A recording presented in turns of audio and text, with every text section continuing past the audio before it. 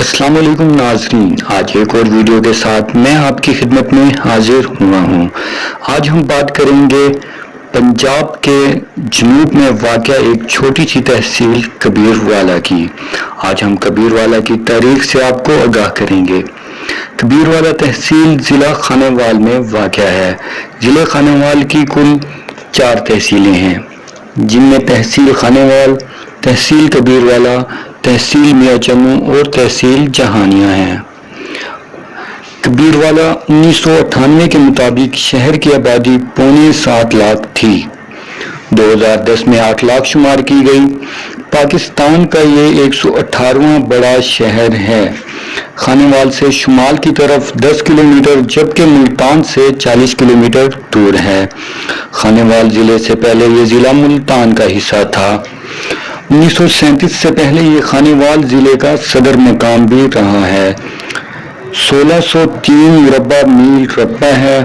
1891 میں آبادی 1,13,412 جبکہ 1901 میں 13,05,07 نفوس پر مشتمل تھی۔ دریائے راوی تحصیل کے شمال میں بہتا ہے اور اس کے شمال مغرب میں دریائے چناب ملتا ہے۔ یہ گندھارا تہذیب کا مرکز تھا۔